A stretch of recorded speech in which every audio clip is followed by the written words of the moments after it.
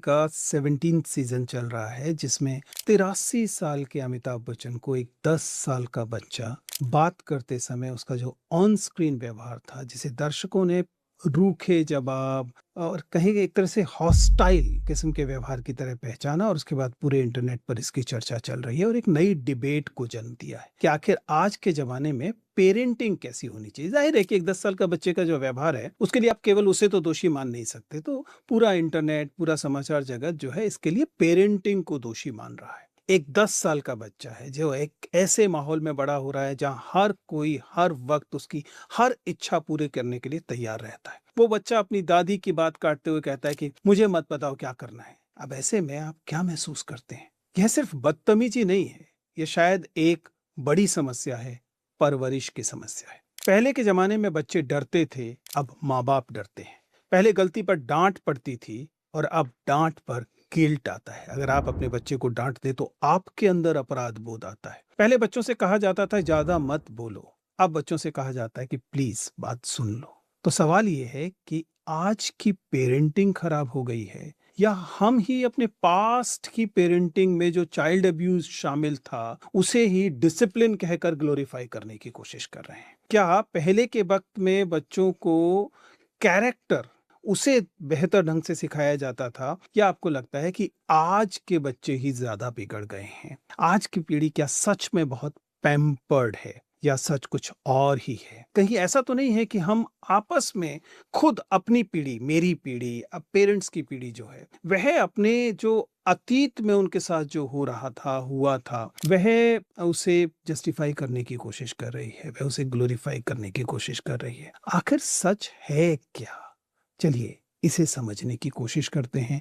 आज के इस वीडियो में हम पेरेंटिंग पर बातचीत करने की कोशिश करेंगे। अब सोच के देखिए, ये जो यंग बच्चे हैं, बिल्कुल अभी जो 8 साल के, 6 साल के, 5 साल के बच्चे हैं, ये वे बच्चे हैं जिनके लिए कहा गया कि ये 6 पॉकेट सिंड्रोम इसके शिकार हैं या इसके लाभार्थी हैं। क्या है 6 पॉकेट सिंड्रोम? नॉर्मली चीन से आया हुआ शब्द है जहां वन चाइल्ड पॉलिसी को एक्सेप्ट किया गया। कहा गया कि एक ही बच्चे का जन्म देना है। का परिणाम क्या हुआ कि जो एक बच्चा पैदा हुआ उस बच्चे के माँ बाप थे, उस बच्चे के दादा दादी थे और बच्चे के नाना नानी थे। इमीडिएट फैमिली की बात करें तो ये 6 कमाने वाले लोग, 6 जेब, 6 पॉकेट, 6 लोगों का पैसा, समय, ध्यान, अटेंशन सब कुछ इस एक बच्चे पर था। यानी कि एक बच्चा सेंटर ऑफ अटेंशन था इतने 6 कम से कम कमाने वाले लोगों के लिए, और वे सब कुछ जो कर रहे थे उन्हें लगता था इस बच्चे के लिए कर रहे हैं। इसने क्या किया? इसने ये जो अर्बन चीन के घर थे, परिवार थे, उनमें इन छोटे छोटे बच्चों को एक तरह का लिटिल एम्परर बना दिया। उनकी हर इच्छा मुंह से निकलते ही पूरी हो रही थी और कहानी यहीं खत्म नहीं हो रही। ये जो नए सोशोलॉजिकल कॉन्सेप्ट्स हैं, जैसे 6 पॉकेट सिंड्रोम की हमने बात की, या इसी तरह से जब करियर के कारण हम लोग अपने बच्चे पैदा करने, परिवार बनाने, परिवार को व्यवस्थित करने को लगातार लेट करते हैं, लेट पेरेंटिंग की स्थिति आती है। या फिर ऐसी दूसरी स्थिति आती है जिसमें कि शादी कर ली गई है लेकिन हमारी करियर के दबाव इतने हैं कि बच्चे पैदा नहीं किए जा रहे हैं, जिसे डिंक कहा जाता है, डबल इनकम नो किड्स। दोनों पेरेंट्स यानी माता पिता दोनों काम कर रहे हैं। माता पिता तो खैर वो बने ही नहीं है, लेकिन वो जो युगल है वह बच्चे पैदा करने को अवॉइड कर रहा है। या फिर सिंक, जिसमें कहा गया कि सिंगल ही पेरेंट इनकम है लेकिन वो बच्चे नहीं पैदा करने चाह रहे हैं। इससे इस तरह के जो ट्रेंड्स हैं, डिंग ट्रेंड है, सिंक का ट्रेंड है, सिक पॉकेट का ट्रेंड है, इसने पेरेंटिंग की परिभाषा ही बदल डाली है। ये एक ऐसी स्थिति है जिसमें या तो बच्चों को पर बहुत ज्यादा ध्यान दिया जा रहा है या बच्चे बहुत देरी से आ रहे हैं, तो माँ बाप और बच्चों के बीच में जो अंतराल होना चाहिए वो बहुत ज्यादा हो गया है। पेरेंट्स हैं वो बहुत सीनियर, लगभग 40 की उम्र के बाद पहुंचने के बाद पेरेंट बन रहे हैं, लेट 30s में बन रहे हैं, और उनकी फिर जो एक्सपेक्टेशंस हैं अपने बच्चों को लेकर वो अलग तरह की। एक लगातार सवाल चुभता है, वो ये है कि क्या आज की पेरेंटिंग वाकई खराब है या फिर बीते जमाने की जो हिंसक पेरेंटिंग थी? आप मेरी उम्र के किसी व्यक्ति को पकड़ के पूछिए, वो आपको बताएगा कि उसके माता पिता उसकी पिटाई करते थे। पिटाई करना एक नॉर्मल स्थिति थी हमारे युग की पेरेंटिंग में, जिसे डिसिप्लिन करना कहा जाता था। पहले के वक्त में लगातार ये जो पिटाई थी ये अनुशासन मानी जाती थी, और चूंकि आजकल पिटाई को बुरा माना जाता है, बुरा कहा जाता है, चाइल्ड अब्यूज कहा जाता है, इसलिए आजकल इसे अत्याचार कहा जाता है। तो सच्चाई क्या है? पहले वाली स्थिति बेहतर थी या आज की स्थिति बेहतर है? देखिए, सीधा सीधा कोई निष्कर्ष देना तो ठीक नहीं है, लेकिन इतना समझिए कि पिछला समय अलग था और आज का समय अलग था। ये सोशियोलॉजिकल कॉन्सेप्ट है। पेरेंटिंग एक सोशियोलॉजिकल कॉन्सेप्ट है। पेरेंटिंग को आप केवल बायोलॉजिकल कॉन्सेप्ट मानेंगे तो ये जेंडर को समझने की वाली गलती होगी। जेंडर को बार बार कहा जाता है, जेंडर कोई बायोलॉजिकल कॉन्सेप्ट नहीं है, वो एक सोशियोलॉजिकल कॉन्सेप्ट है। इसी तरह से पेरेंटिंग भी एक सोशियोलॉजिकल कॉन्सेप्ट है। एक समय में पूरा समाज बच्चे को पालता था, इसलिए बच्चे के माँ बाप की जो जिम्मेदारियां थी रिलेटिवली कम थी और पूरा समाज उस पर नजर रखता था। आज की स्थितियां एकदम भिन्न है। पालन पोषण मुश्किल हो रहा है। आज जितनी जटिल परिस्थितियां हैं उतनी जटिल परिस्थितियां पहले नहीं थी। भारत में तमाम लोग, शिक्षाविद, मनोवैज्ञानिक, अभिभावक एक तरह से एक कॉम्प्लेक्स सिचुएशन में हैं और यही वह स्थिति है जिसने कि ये नई स्थितियां पैदा की हैं जिनमें बच्चों के व्यवहार हम लोगों को समझ नहीं आ रहे हैं। पेरेंटिंग तेजी से बदली है, आर्थिक सामाजिक बदलाव तेजी से हुए। 91 के बाद आप देखते हैं जब फ्री इकॉनमी आती है उसके बाद हमारी जो समाज की जो आर्थिक स्थितियां हैं वो तेजी से बदलती हैं। करियर डिले देखने को मिलते हैं, ग्लोबल मोबिलिटी देखने को मिलती है, लेट मैरिजेस देखने को मिलती हैं, लेट चाइल्ड बर्थ देखने को मिलता है। ये वो परिस्थितियां हैं जिन परिस्थितियों के कारण अच्छे पेरेंट बनने की एक तरह की होड़ दिखाई देती है। आपके पास एक बच्चा है जो आपके अनुसार एक प्रोजेक्ट है। आपको जैसे आपने करियर में बहुत अच्छा किया और सारी दुनिया को दिखाया कि आपने करियर में अच्छा किया है, आप दिखने में खूबसूरत हुए तो आपने पूरी दुनिया को दिखाया कि आप दिखने में खूबसूरत हैं। ऐसे ही जब आप पेरेंट बने तो आपको ये प्रोजेक्ट की तरह लगता है कि आप सारी दुनिया को दिखाएं कि आप सबसे अच्छे पेरेंट हैं। और ऐसा करने में you end up doing a parenting which is problematizing today. उसे आज दोबारा से देखने की जरूरत है, क्योंकि जब हो क्या रहा है कि अगर आप पूरे ध्यान से देखें तो जिन बच्चों का हम पालन पोषण कर रहे हैं वो ऑब्वियसली हमारा भविष्य है, लेकिन हम उन्हें किस तरीके से देख रहे हैं। जब वो एडल्टहुड में पहुंचेंगे तो क्या उनके अंदर रेजिलियंस होगा, क्या उनकी कोपिंग स्किल्स अच्छी होंगी, या फिर वो भरे होंगे एंटाइटलमेंट से क्योंकि उन्होंने अब तक जो चाहा था उन्हें तत्काल मिला था। क्या उनके अंदर वो मॉरल कंपास होगा, मॉरल वैल्यूज होंगी जिनकी आप एक्सपेक्टेशन करते हैं अपने बच्चों में। अब वे बच्चे क्या इस बात के लिए तैयार भी होंगे कि वो नो सुन सके। वे जब परिवारों में होंगे, वो जब समाज में होंगे, वो जब वर्क स्पेस में होंगे, तब वे क्या कर रहे हो। याद कीजिए फिर से वही 6 पॉकेट सिंड्रोम। क्या है सिंड्रोम? 6 पॉकेट सिंड्रोम का मतलब है कि जब एक बच्चा 6 जेबों का, 6 पॉकेट्स का, 6 कमाने वाले लोगों का, कम से कम, इसके अलावा भी हैं, दोस्त हैं इत्यादि वगैरह वगैरह, लेकिन कम से कम 6 लोगों का सीधा लाड़ प्यार, पैसा, ध्यान, माता पिता भी हैं, दादा दादी भी हैं, नाना नानी भी हैं, आप उसे कुछ कहेंगे बाकी 5 आप पर टूट पड़ेंगे। कहां से आया? जैसे मैंने कहा, वन चाइल्ड पॉलिसी से। जब आपका रिप्रोडक्टिव, पूरी समाज का रिप्रोडक्टिव रेट नीचे की तरफ जा रहा हो, जब 6 कमाने वाले लोगों के सामने एक ही बच्चा हो, तो उस बच्चे को ठीक वैसे नहीं पाला जाएगा जैसे पहले पाला जाता था, जबकि एक युगल के पास 6 बच्चे होते थे।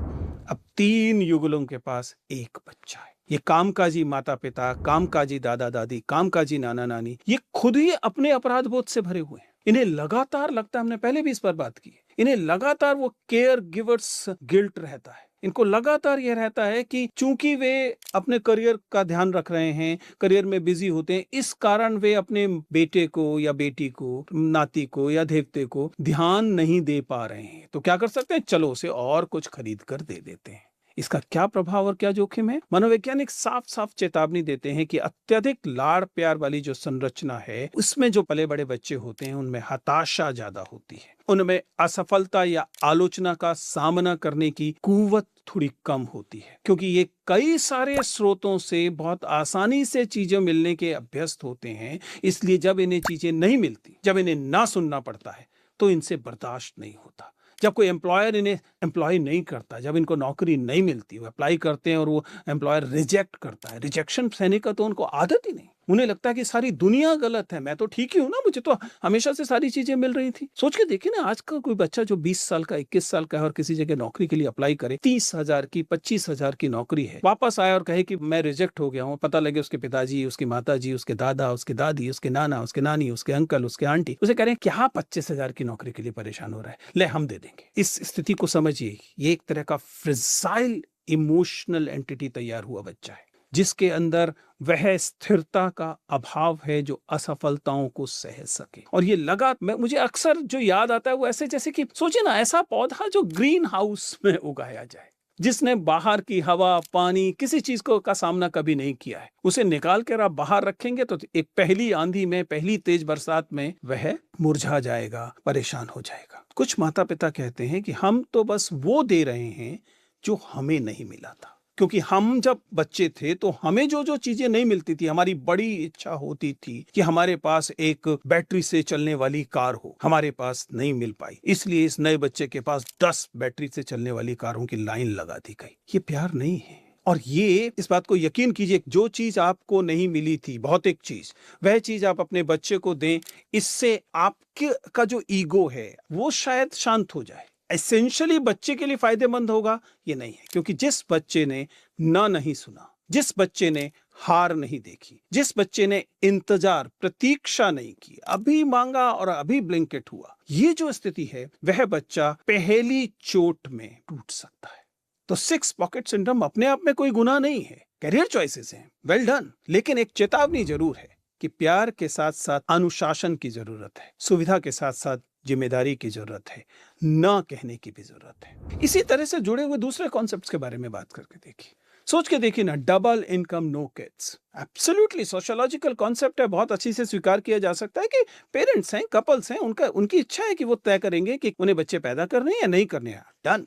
लेकिन इस सोशियोलॉजिकल फिनोमिना के स्वाभाविक तौर पर कुछ सोशियोलॉजिकल एस्पेक्ट्स होंगे, इससे रिलेटेड पेरेंटिंग होगी, क्योंकि आप 30, 35, 40 की उम्र तक तो डिंक रहे, फिर अचानक आपने समाज के दबाव में, या अपनी कमियां थी, या अपनी जो आपके असुरक्षा बोध आपके अंदर पैदा हुआ, उसके तहत आपने लेट 30s में, अर्ली 40s में तय किया कि अब आप बच्चे पैदा करेंगे, और उसके बाद आप वह जो बच्चा पैदा हुआ, जो कि लेट पेरेंटिंग का, ये डबल इनकम में भी होगा और ये सिंगल इनकम के केस में भी होगा, इस बच्चे पर आप जिस किस्म का ध्यान दे रहे होंगे वह दरअसल उस अपराध बोध की क्षतिपूर्ति के लिए कर रहे होंगे जो आपने इस बच्चे को देरी से पैदा करके किया है। क्योंकि अगर आप अर्ली 20s में होते, मिड 20s में होते और बच्चा पैदा होता, तो आपके पास जो ऊर्जा थी वो ज्यादा होती, भले ही संसाधन कम होते। आप थोड़े कम संसाधन दे रहे होते लेकिन ज्यादा ऊर्जा दे रहे होते। अब आपके पास समय है कम, संसाधन है ज्यादा, आप क्या देंगे? आप ज्यादा संसाधन देंगे। ये ज्यादा संसाधन संभव है तुलनात्मक रूप से, जाहिर है कि आप अपनी लिमिट्स में करेंगे, लेकिन तुलनात्मक रूप से ज्यादा संसाधन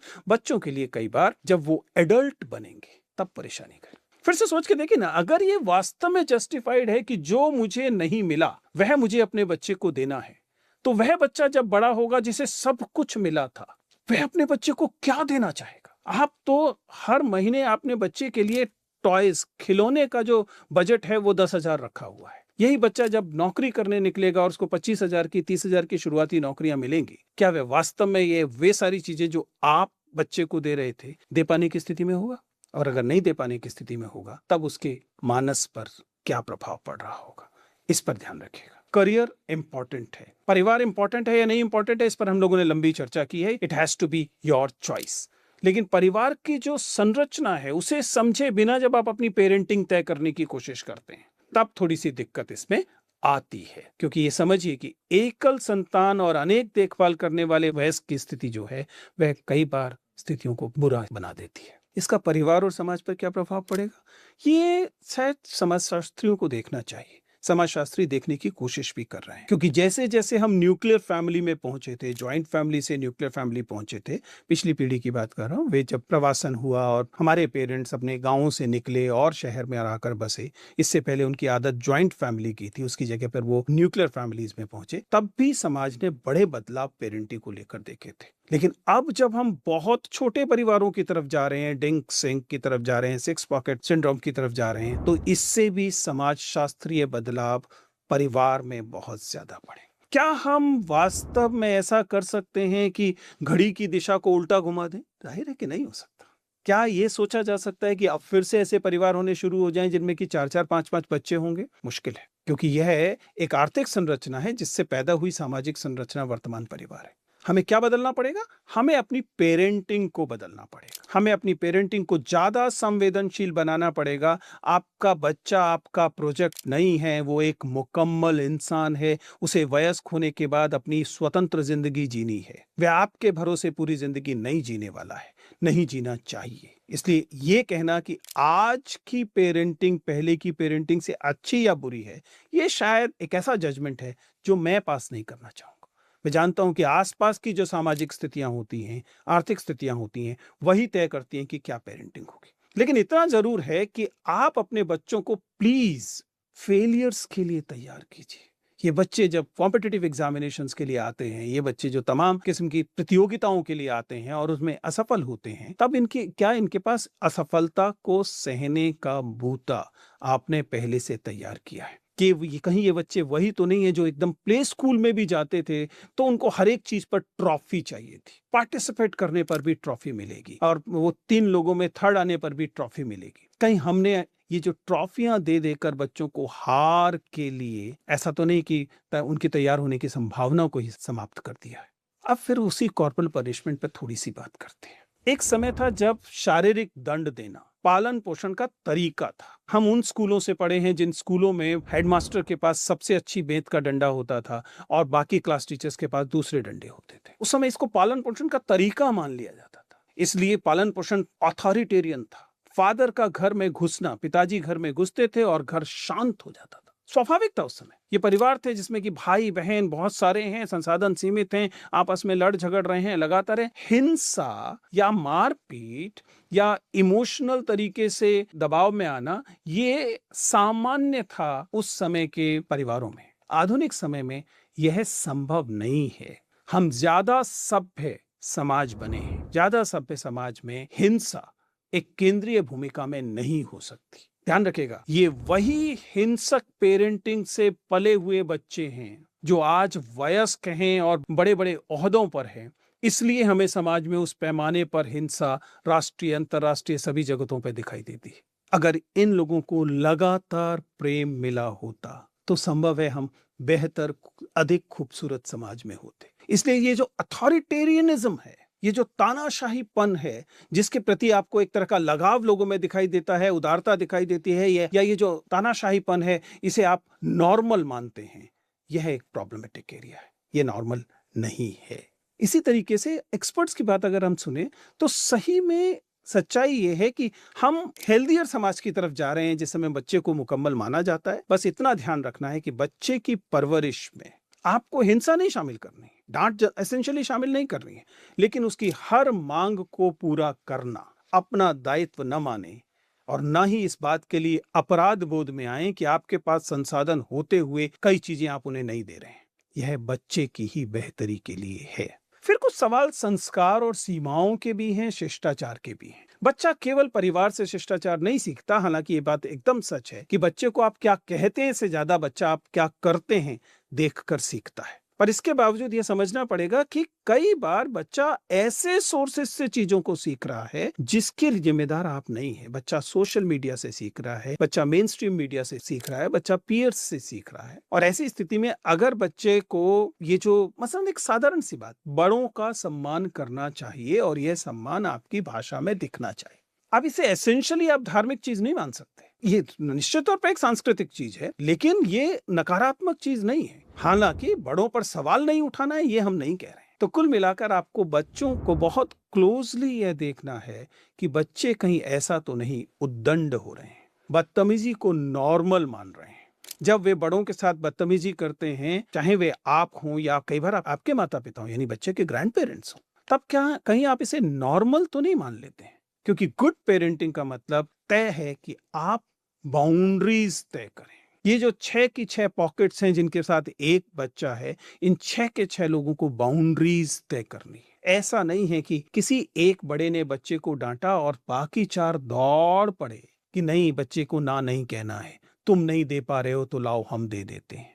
ना कहना सीखिए, ना सुनना सिखाइए, दोनों चीज जरूरी है। स्क्रीन टाइम पर थोड़ा सा नियंत्रण रखिए। पॉकेट मनी एकदम पेरेनियली मत फ्लो होने दीजिए। बच्चे की जितनी जरूरतें हैं उनका आकलन कीजिए और जितनी स्वतंत्रता की जरूरत उसे खरीदारी में है, केवल उतनी दीजिए। बच्चे के हाथ में अपना क्रेडिट कार्ड देकर आप ये नहीं कह सकते कि जाओ शॉप। अफोर्डेबिलिटी का सवाल नहीं है, ये बच्चे के करियर का, बच्चे की जिंदगी का, जो उसका इमोशनल डेवलपमेंट होगा उसकी बात है। और जैसा कहा, मुझे ये लगता है, एक पेरेंट होने के नाते लगता है, एक इस पीढ़ी का व्यक्ति होने के नाते लगता है कि असफलता को, पूरी असफलता को स्वीकार करना सिखाइए और केवल पोडियम फिनिश पर ही दबाव मत दीजिए। प्रोसेस से सीखने को कहिए। मैं हमेशा से कहता हूँ, जब तक आपका लक्ष्य कोई एक टेंजिबल चीज़ होगा, आप जीवन भर दुखी रहेंगे। लेकिन जब आप प्रोसेस से सीख रहे होंगे, आप प्रोसेस को ही अपना लक्ष्य मान रहे होंगे, प्रक्रिया को ही अपना लक्ष्य मान रहे होंगे, तब आप में हार स्वीकार करने की स्थिति भी होगी और आप लगातार प्रसन्न भी होंगे क्योंकि आपने छोटी-छोटी चीज़ें की होंगी।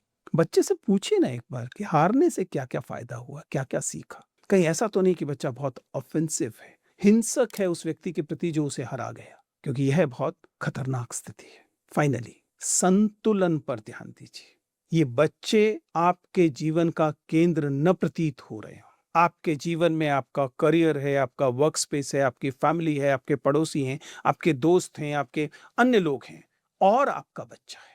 ना कि ये कि आपके जीवन में केवल आपका बच्चा है। बच्चे के दोस्तों के पेरेंट्स को ही आपने अपना दोस्त बना लिया। बच्चे के पेरेंट्स के टीचर्स को ही आपने अपने वर्क स्पेस जैसा मान लिया।